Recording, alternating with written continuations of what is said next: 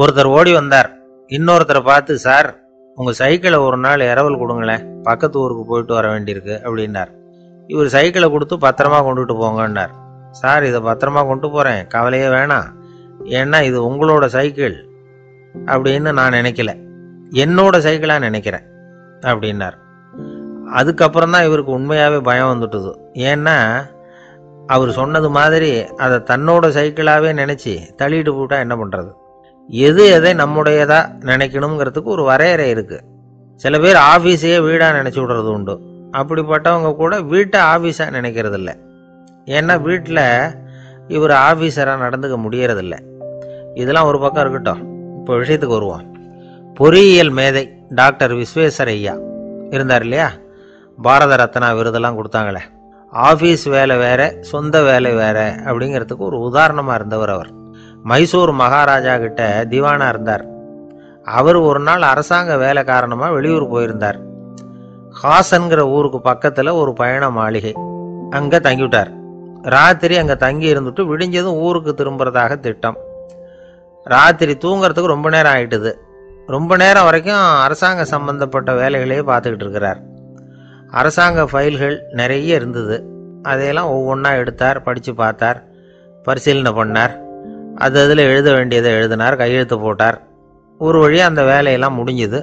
அதுக்கப்புறம் என்ன பண்ணார்னா, தன்னுடைய சூட்கேஸை திறந்தார். அதிலிருந்து 2 மெழுகுவத்தியை எடுத்து கொளுத்தி வச்சார். அந்த பயண மாளிகையில் அது வரைக்கும் எரிஞ்சுக்கிட்டு இருந்த மின்சார விளக்குகளை அணைச்சுட்டார். அதுக்கு பிறகு அந்த மெழுகுவத்தி வெளிச்சத்தில் சில புத்தகங்களை தொடர்ந்து படிக்க ஆரம்பிச்சிட்டார். அந்த பயண மாளிகையில் பணியாளராக இருந்தவர் இதை பார்த்துட்டு ஓடி வந்தார். மறுபடியும் மின் விளக்கை போடுறதுக்காக போனார். விஸ்வேஸ்வரய்யா அதை பார்த்துட்டு போட வேணாம்ட்டாராம். இது வரைக்கும் நான் அரசாங்க அலுவல்களை கவனிச்சுக்கிட்டு இருந்தேன், அதனால் மின் விளக்குகள் அப்போ எரிஞ்சதில் தப்பு இல்லை. இப்போ நான் புத்தகம் படிச்சுக்கிட்டு இருக்கேன், இது என்னுடைய சொந்த வேலை, இங்கே இருக்கிற மின் விளக்கு அதுக்காக ஏன் எரியணும் அப்படின்னு கேட்டாராம். இப்போ இருக்கிற சில அரசு பணியாளர்கள்கிட்ட இந்த சம்பவத்தை பேச்சோட பேச்சா சொல்லி பார்த்தேன். அவங்களால இதை ஜீரணிக்கவே முடியல. நேர்மை தேவைதான் சார், அதுக்காக அவ்வளவு தூரத்துக்கு அது தேவையா அப்படிங்கிறாங்க. விஸ்வேஸ்வரய்யா அப்படி பண்ணினது தான் ஒரு நேர்மையாளர் அப்படின்னு இந்த உலகத்துக்கு நிரூபிக்கணுங்கிறதுக்காக இல்லை. தான் அப்படி நடந்து காட்டினா தன்னை சுற்றி இருக்கிறவங்களும் அதை கேள்விப்படுறவங்களும் முடிஞ்ச அளவுக்கு பொது வாழ்க்கையில், அரசு பணியில் நேர்மையை கடைபிடிக்க முயற்சி பண்ணலாமே அப்படிங்கிறதுக்காகத்தான். இப்போவும் சில பேர் இருக்கிறாங்க, இவங்க ஆஃபீஸ் வேற வீடு வேறன்னு நினைக்கிறது இல்லை, அவ்வளோ உரிமை. ஒருத்தர் அப்படிதான், அவருக்கு அவசரமாக 5000 ரூபா தேவைப்பட்டது. ஆஃபீஸு பணத்தை எடுத்துக்கிட்டார். அந்த நேரம் பார்த்து ஆடிட் வந்துட்டுது, ஆப்பிட்டுக்கிட்டார். விசாரணை நடக்குது. அவர் சொல்கிறார், சார் நான் நேரம் காலம் பார்க்காம ஆஃபீஸில் வேலை செய்வேன், ஏன்னா அதை என்னோட ஆஃபீஸாக நினைக்கிறேன். அவசரத்துக்கு அந்த பணத்தை எடுத்தேன், மறுபடியும் வச்சுடலாம்னு தான் இருந்தேன், அதுக்குள்ளே இப்படி ஆகிட்டுது. நீங்கள் என்ன நினச்சாலும் சரி, நான் ஆஃபீஸ் வேறு வீடு வேறு அப்படின்னு நினைக்கிறது இல்லை, அது என்னோட சுபாவம் அப்படின்னார். விசாரணை பண்ணவர் தீர்ப்பு வழங்கினார். உங்கள் சுபாவத்துக்கு மதிப்பு கொடுத்து நானும் தீர்ப்பு வழங்குறேன். நீங்கள் கொஞ்ச நாள் ஜெயிலில் இருந்துட்டு வாங்க, அது உங்களுக்கு கஷ்டமாக இருக்காதுன்னு நினைக்கிறேன். ஏன்னா அங்கே போனாலும் நீங்கள் உங்கள் சுபாவப்படி வீடு வேற ஜெயில் வேறன்னு நினைக்க மாட்டீங்க அப்படின்னாராம். திபேத் நாட்டில் புத்த மடாலயங்கள் நிறைய உண்டு. அதுக்கு ஒரு தலைமையகமும் உண்டு. அது இந்த திபேத் தலைநகரம் லாசாவில் இருக்குது. ரொம்ப காலத்துக்கு அப்பால் அதை பற்றியெல்லாம் நிறைய விவரங்கள் எழுதி வச்சிருக்கிறாங்க. அது இப்போவும் நமக்கு கிடைக்குது. அதாவது ரொம்ப தூரத்துக்கு அந்தாண்ட மலைகளுக்கு நடுவில் ஒரு கிளை மடாலயம். அந்த மடத்தின் தலைவருக்கு வயசாகிட்டு தான், அதனால் தலைமை பொறுப்பை வேற ஒருத்தர்கிட்ட ஒப்படைக்கலாம் அப்படின்னு முடிவு பண்ணாராம். உடனே ஒரு லாமாவை கூப்பிட்டார். அவர் மூலமாக தலைமை மடாலயத்துக்கு செய்தி அனுப்புனார், பொருத்தமான வாரிசு ஒருத்தரை அனுப்பி வைக்கும்படியாக. அந்த வாலிப லாமா புறப்பட்டார். காடு மேடெல்லாம் நடந்து போகிறார். ரொம்ப நாள் கழித்து தலைமை பீடத்தை அடைஞ்சார். தலைமை குருக்கிட்ட விவரத்தை சொன்னார். தகுதியான ஒருத்தரை அனுப்பி வச்சா அழைச்சிட்டு போகிறேன் அப்படின்னார். சரி, நாளைக்கு காலையில் நீங்கள் அவங்க எல்லாரையும் அழைச்சிட்டு போகலாம்னார் அவர். அவங்க எல்லாரையுமா? அங்கே தேவைப்படுறது ஒருத்தர் தானே அப்படின்னார் இவர்.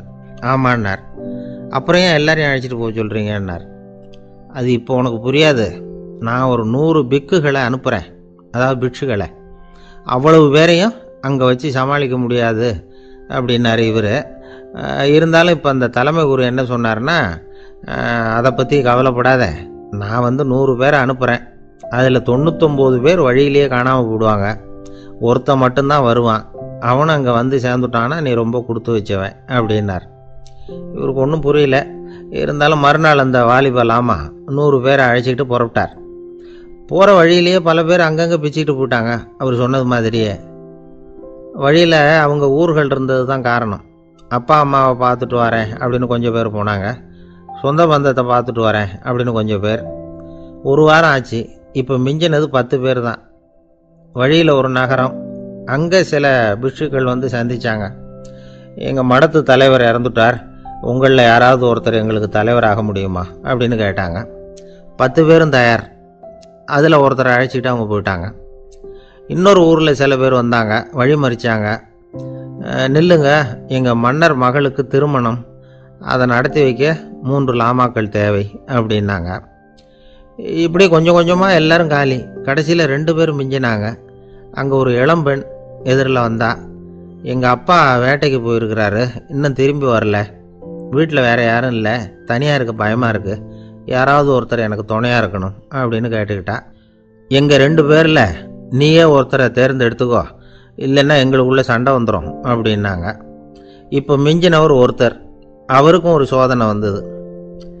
ஒரு தர்க்கவாதி எதிரில் வந்தான். உன்னோட வாதம் பண்ணணும்னா. இவனோட வாதம் பண்ணுறேன், அது முடிய ரொம்ப காலம் ஆகலாம், தர்க்கத்தில் நான் ஜெயிச்சா அங்கே வரேன், இல்லைன்னா இவருடைய சீடனை ஆயிடுவேன் அப்படின்னார் அவர். கடைசியாக அழைக்க வந்த வாலிபலாமா மட்டும் வெறுங்கையோடு திரும்பி போனார். அங்கே இருந்த வயசான மடாதிபதி கேட்டார், எத்தனை பேர் அங்கேருந்து புறப்பட்டீங்கன்னார். என்னையும் சேர்த்து 101ன்னார் அவர். நல்லது, நீயாவது திரும்பி வந்தியே, அதுதான் எனக்கு போதும். ஏன்னா நீ தான் எனக்கு உண்மையான வாரிசு. அந்த 100 பேரில் யாரும் வரமாட்டாங்க அப்படின்னார் அவர். ஏன்னா அவருக்கு தெரியும் இவர் ஒருத்தர் தான் திரும்பி வருவாருங்கிறது. திபேத்தில் ஒரு பழங்கால பழமொழி உண்டாம், 100 பேர் செல்லலாம், எப்பொழுதாவது ஒருவன் அபூர்வமாக அடைய வேண்டிய இடத்தை அடைவான்.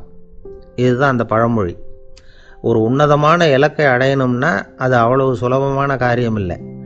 இந்த காலத்து மடாலயம் ஒன்று, அதில் ஒரு தலைவர், அவருக்கு வயசாகிட்டுது, தனக்கு ஒரு வாரிசை நியமிக்கணும் அப்படின்னு ஆசைப்பட்டார். ரொம்ப கஷ்டப்பட்டு ஒருத்தரை பிடிச்சார். தனக்கு வாரிசாக நியமிச்சுட்டு அவர் சமாதி ஆகிட்டார். புதுசாக பொறுப்பேற்றுக்கிட்டவர் அப்படியே உட்காந்துருந்தார். அவரை தேடிட்டு பத்திரிகை நிருபர்கள்லாம் வந்தாங்க, கேட்டாங்க. அவர் உங்கள் பொறுப்பில் அவர் பெரியவர் விட்டுட்டு போன இது எவ்வளவு சுமாராக தேரும், எவ்வளவு விட்டுட்டு போனார் அப்படின்னு கேட்டிருக்கிறாங்க. அது என்ன ஒரு 50 லட்சம் இருக்கும் அப்படின்னாராம். அவ்வளவும் பணமா அப்படின்னு கேட்டிருக்காங்க. இல்லைங்க, கடன் அப்படின்னாராம் இவர்.